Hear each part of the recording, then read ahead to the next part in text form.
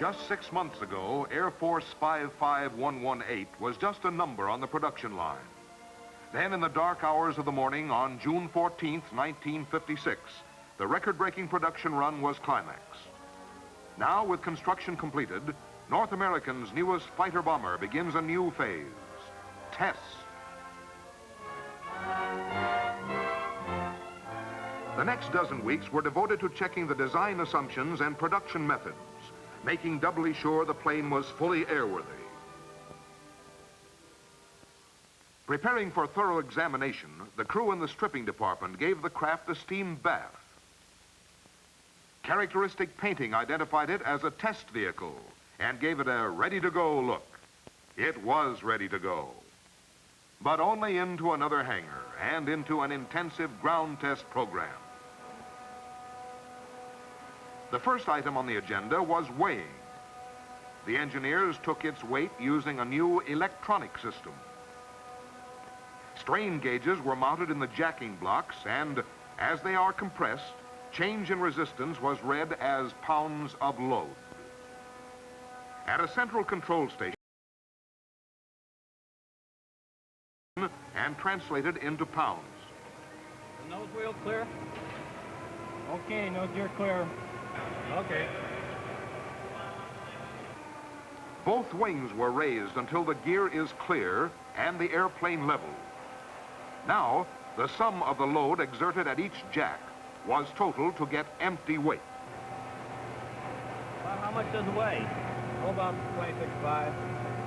About how much longer are you going to be? I'll be pretty quick. While the scales were cleared away, the flutter and vibration crew set up their truckload of gear. Flutter during flight can be damaging, even destructive, so every effort is made to ensure that the structure is free of flutter tendencies. Shakers physically move the components, move them throughout a range of frequencies to simulate all possible flight conditions. Vibration pickups are used like a stethoscope to plot frequencies at all major stations. We have 13 thousandths in phase. Okay, 24. We have 2.5 thousandths, 2.5 and 180 degrees. Phase reversal there. Fuselage, wings, empennage, all components were gone over foot by foot to assure they were free of uncontrolled vibrations. Test airplanes seem to spend their lives being dismantled, then reassembled, and this plane is no exception. An external mount supports the engine while the aft fuselage is removed. The traditional 4-bolt arrangement attaches forward and aft fuselage sections. Breaking the remainder of the disconnects allows the fuselage to be rolled back, exposing the engine. A simple sling is attached, the forward mounts released, and the engine swings out of its nacelle. Initial engine test runs were made at North American Santa Susana Field Test Laboratory. Meanwhile, another crew was prepared for the next test phase as George the Dummy was unceremoniously elevated to the pilot's seat. In keeping with North American Aviation's policy of safety for the pilot, a prime effort was the testing of the emergency ejection system of the canopy. Under its protective cushions for static tests, the F-107 stood ready for the burden of proof. The canopy is a one-piece elevator type and is chain-driven on vertical tracks. A special platform protects the forward fuselage. Immediately after firing, the door on the upper surface of the platform will slide over the opening to protect the cockpit in the event the canopy breaks loose from its harness. The harness itself, mounted on the crane, allowed the canopy necessary travel in the test ejection and protected it from damage. Engineers agreed on final details. Lighting equipment was ready for high-speed cameras to visually record results of the test for critical analysis. All right, let's get the canopy closed and we'll start now. Okay, go ahead.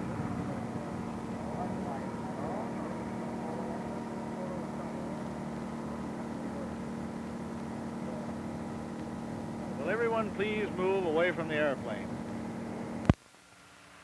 Engineers huddled to check signals for testing the landing gear under simulated flight loads. A distinguishing feature of the landing gear is a dual-wheel nose gear retracting forward, and the main gear forward and inboard into the fuselage. Rubber shock cords attached to the main gear and nose wheel lay inert but ready for stretching to give the proper air load at each increment of the tests. Stress band on your station. Get ready for gear up. Get ready for gear 4 up. Gear 4 up. 3, 2, 1, contact. A winch took up the slack and the load was on. Break it off. Get ready for cool down. A reading was taken on the strain gauges and the load recorded on the oscillograph. 3, 2, 1, contact. Record off. Record off, and the test was complete. Proof loading followed right on the heels of landing gear tests. The stress group reset the hydraulic units and prepared to load the landing gear doors. Air loads during flight are trying to pop the doors open. Hydraulic forces simulate flight loads and prove the ability of the doors to resist the forces of flight. An unusual type of pad was used for these tests. Instead of gluing the pad to the skin, the units are like vacuum cups, and when vacuum is released, they are stripped off simply and easily, leaving the skin undamaged. Cockpit controls were next in the proof loading procedure. The maximum pilot forces required for control system design were used to check the stick and rudder. A force recorder monitored all loads, and a specially designed hydraulic rig pulled the stick and depressed the rudder pedals. Maximum pilot effort was exerted in forward and aft, as well as lateral stick movements. This phase of the program required that a special store be designed and constructed to carry the necessary instrumentation for recording performance data on the airplane during its flight test. With the nose section removed, the complex instrument panel was exposed. A motion picture camera was installed to record accurate readings of flight performance for post-flight analysis. The lower shell, hung on cables, carried equipment weighing 750 pounds, and an electrically driven take-up spool raised the undershell to meet with an upper shell mounted inside the fuselage. During the actual flight tests, instrumentation in the nose section would relay performance data by means of 12 transmitting channels to a ground station. Calibration of the fuel system established two facts. First, how much fuel contained in the tanks was usable, and second, what effect fuel usage had on center of gravity movement. JP4 flows into the tanks through a single-point refueling receptacle. Fuselage and wing tanks fill simultaneously, and shut-off is automatic when cells are filled to capacity. Now the airplane was weighed to determine the amount of fuel added and the exact location of the center of gravity. The airplane fuel system is used to pump the fuel into a calibrating tank, and each portion removed was weighed. Tests showed that CG remained within limits, and system flow rates were adequate for all conditions. Fuel calibration completed the tests to be accomplished at the Los Angeles plant. The crew turned to and cocooned the 107 in miles of corrugated paper. Then hoisted it aboard the truck for the 100-mile trip to Edwards Air Force Base. The trek was made early in the morning to avoid traffic congestion and undue hazard to the airframe.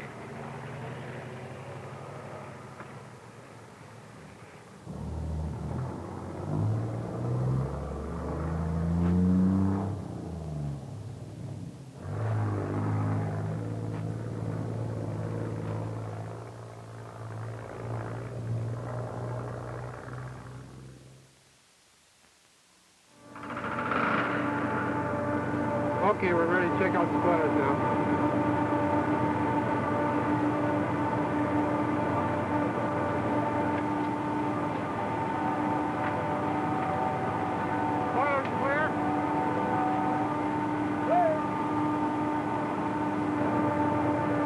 Okay, Dan, throw the spoilers full throw.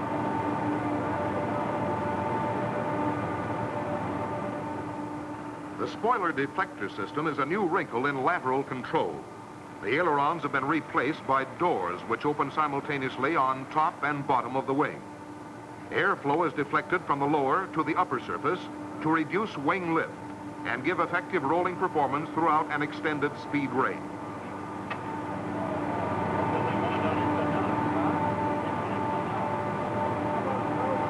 Okay, we're ready to cycle the vertical stabilizer for full throws.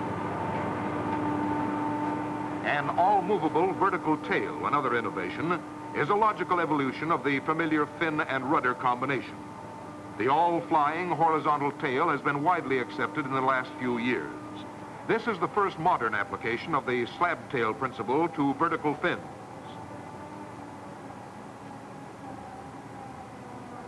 The all-flying slab tail is very similar to the F-100 surface, but here too another new feature has been added. ALCS is the new element, and the initials stand for Augmented Longitudinal Control System.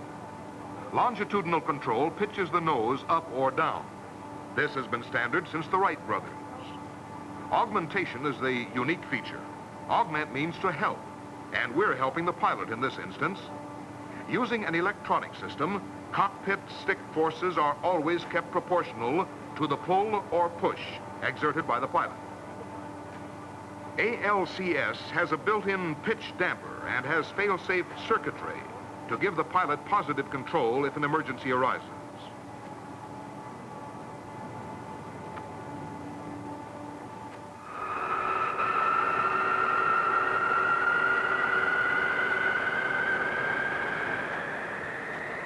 The last of the major tests checked out all operating systems on the aircraft. The engine was cycled throughout its operating range, and hydraulic pressure, electrical output, and fuel flows were watched carefully. Finally, the most critical test of the engine itself, full power afterburner operation.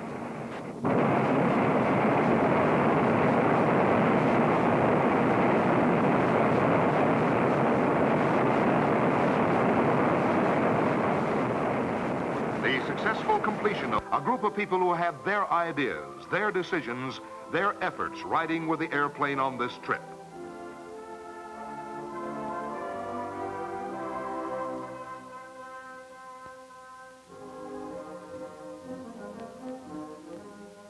North American's test pilot, Bob Baker, had completed final briefing and was ready to go.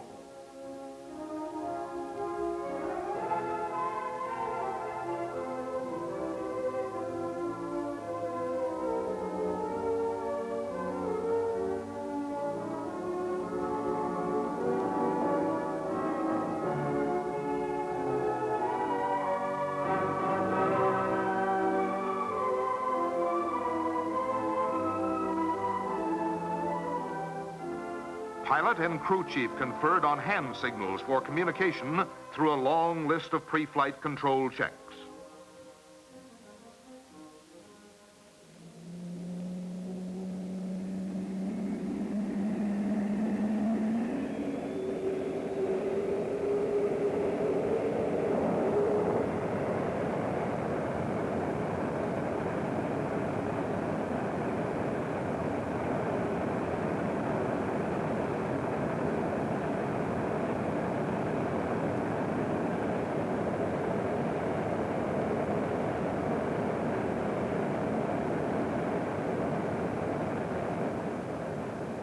A lineman acknowledged the pilot's signal, and the horizontal stabilizer was operated through its full travel.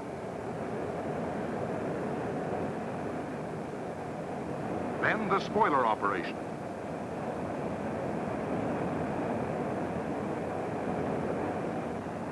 The one-unit movable vertical tail.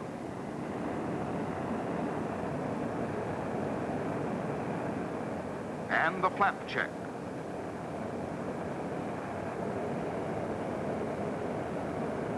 When the checklist was completed, the pilot signaled for electrical pullout.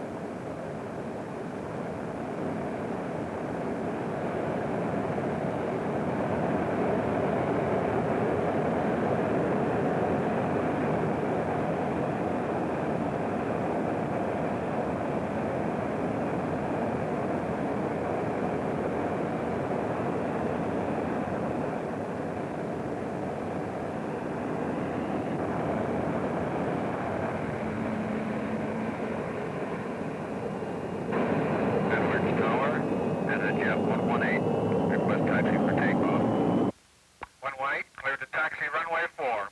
Winds light variable. Roger.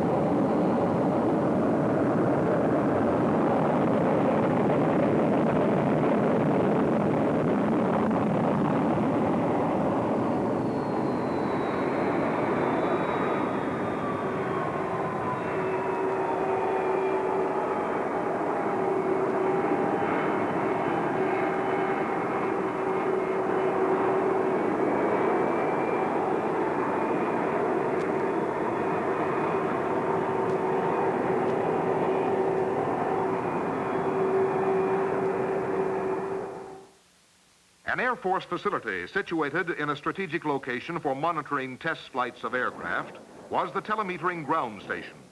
Housing a maze of electronic equipment, this installation was equipped to track the aircraft and record vital performance data during the flight.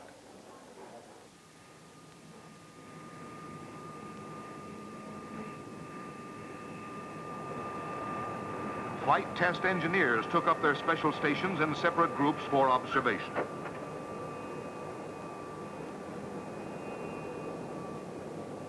Edwards Tower, this is 118. Ready for position. 118, you're cleared to position behind the F-100.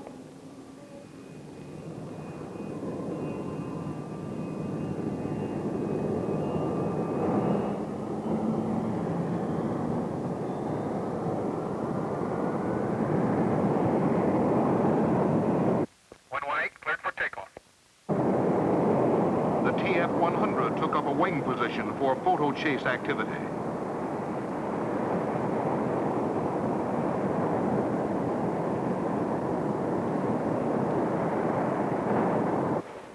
This is Jet 118. This is a 30-second warning for takeoff. Telemetering zeroed, calibrated, and on.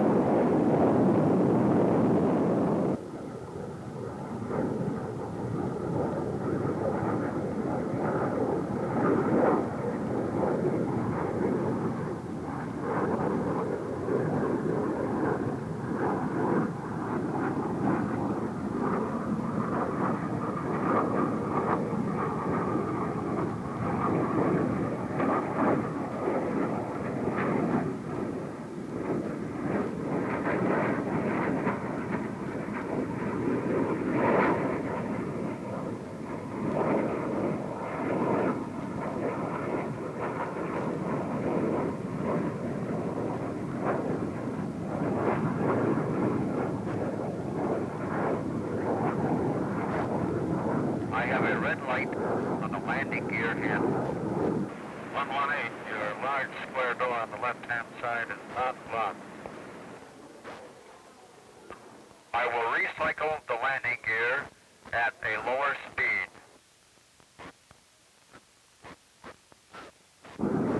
The light in the handle is now out. Your doors are closed and locked. Roger. I'll go up in speed.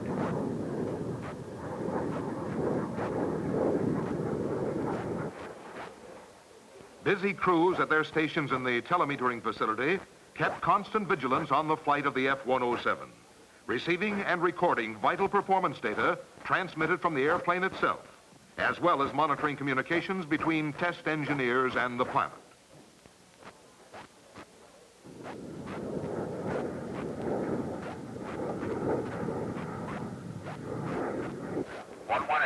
Turning Alice on now.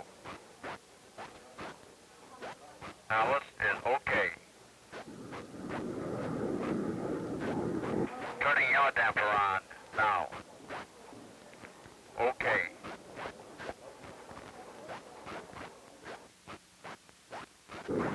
Actual flight bore out the value of such engineering advances as the F-107 special features: the augmented longitudinal control system, the all-movable vertical tail, spoiler ailerons, and the new overhead duct. When all runs were completed, the pilot reported, Item 1, satisfactory.